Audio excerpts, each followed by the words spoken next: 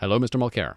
Good afternoon, Dan. Good to be with you. Likewise, Robin Flynn is here as well. And Hi, Robin. I Long was saying, time no talk. Yeah, I know. Hey, Tom. Great to be with you. I was telling Robin, Mr. Mulcair, that I think he had the best political quote of the week in Canada, and that is the following: Thomas, have you seen the demographics of my writing? Yep. When I read that, first I want to congratulate you because it is it's a bold move to put something out there like that.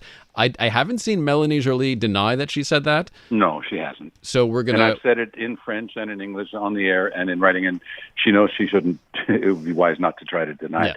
And it's interesting the way you put it, Dan, because essentially you have that information. You know that she says it. It's part of your analysis. But then after what happened on Monday, with Poilievre going completely over the top, it was fair ball for me to say, well, she actually has said this, which sort of goes into, in line with the idea that she is mollycoddling people who are on that side of the equation.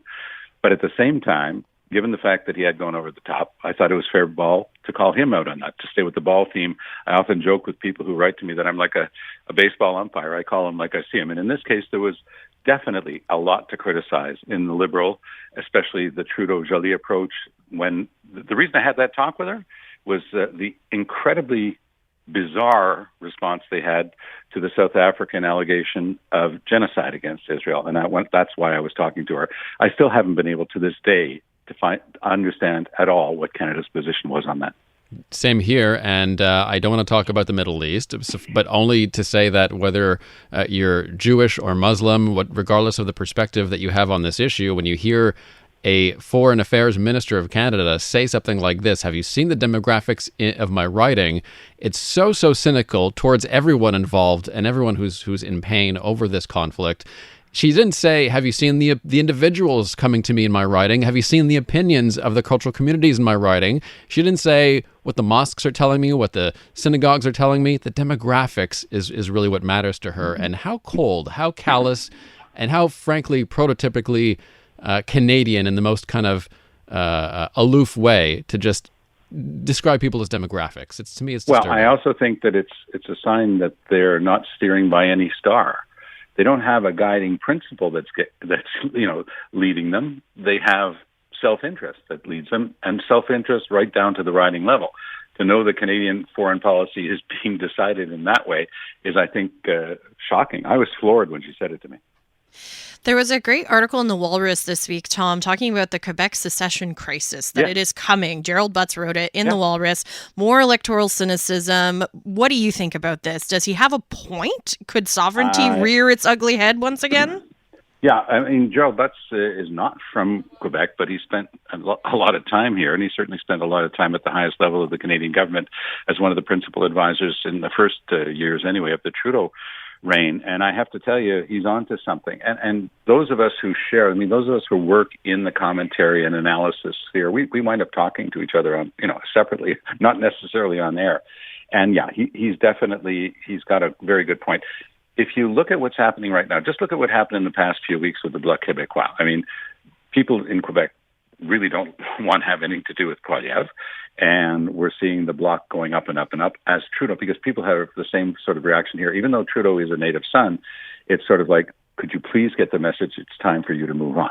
So there's been that phenomenon, but it's also the way it's lining up, because if and when Poilievre does get in, and I think that if when you've been around politics long enough, you have to start believing the polls. When every single polling company anywhere in Canada is saying that they're at least 20% ahead of the Liberals, that the Liberals are going to get squashed unless something major happens and they change leader, and that can connect with people. But that's still a long shot. So if indeed we're looking at the prospect of Trudeau getting crushed, what's going to happen here in Quebec is that the Bloc will get most of the seats. The PQ is resurgent. They have a very good chance of coming back. They're promising another referendum, and it'll be against the backdrop of what? Well, what are some of the things that Poilievre has said he's going to do? So he says, for example, that the federal government should have a defining role in determining mining projects, because as far as he's concerned, this is just more gatekeepers and people holding stuff up. He's going to try to dictate to cities like Montreal and Quebec City what they have to do in terms of getting stuff built on his terms, or they won't get federal money. That's the federal government sticking its nose in another area of provincial jurisdiction. He will remove funding, for example, for the low-cost daycare that we've been installing across Canada. Quebec didn't have to do it. We already had it, so we just get a straight check from the feds. That would disappear, but the needs, of course, would continue. The most important one to keep an eye on is environment, because as far as Poilievre is concerned, climate change doesn't really exist, and the proof that he doesn't think climate change exists is he doesn't think we have to do anything about it. So he's going after Trudeau on the carbon tax, which is the only thing we've come up with to try to start putting pressure to lower our greenhouse gases. But he's also said at the convention they had in Quebec City almost exactly a year ago, Peter MacKay went to the microphones and said this: "I wish we had the Energy East pipeline going from the Alberta tar sands to the Atlantic coast so we could export it. Here in Quebec, that's a non-starter." Now, Trudeau shoved the Trans Mountain pipeline down British Columbia's throat. They fought all the way to the Supreme Court. They lost. The feds won. The thing's now pumping oil from the tar sands. Theoretically, constitutionally, Poilievre could do the same thing, but the result wouldn't be just, oh, darn, we lost at the Supreme Court. The result would be, let's get out of here. These guys don't look at the world the way we do. One thing that Jerry Butts predicts in the Walrus, again, Jerry Butts, the first strategist who came along with Trudeau, he says Quebec referendum in 3 to 5 years. I just don't believe that. I don't think that's accurate analysis. I think what he's forgetting is that a lot of the turmoil in Quebec has to do with there's no leader of the Liberal Party at the moment, and a lot of the options are not working out very well for Quebecers. So isn't there like more of a vacuum situation going on here than any real support for Quebec sovereignty among Quebecers? Yeah, and the proof of that is a very detailed Leger poll from this week in the Journal that came out on Wednesday that said that essentially if the Liberals get a leader who can connect with French-speaking Quebecers, their numbers can go way up.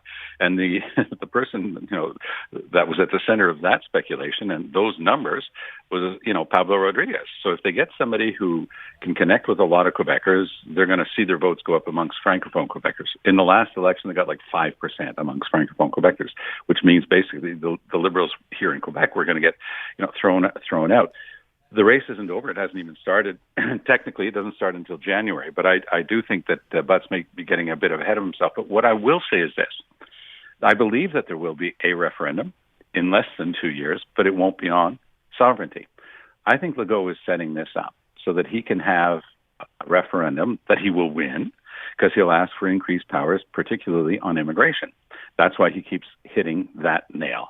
And he's trying to convince Quebecers that their future depends on him being able to say fewer foreign students at McGill and Concordia, for example, fewer people coming in as temporary workers, fewer immigrants, fewer family reunifications, and he needs the power to do it. Now, what would an eventual Poilievre government's reaction be to that referendum? I think it would be a disaster because Poilievre has absolutely no sense of how these things play out. He's a very blunt instrument, and I do think, even though Butts has that history with Trudeau, and this might be preaching for his own parish, I do think that Butts is on to something. We could be in for a really rough ride. Tom Mulcair, brought to you by Guaranteed Industries. Thanks so much. Have a good weekend. Good to be with you, Dan, and all the best, Robin. Take care, Tom.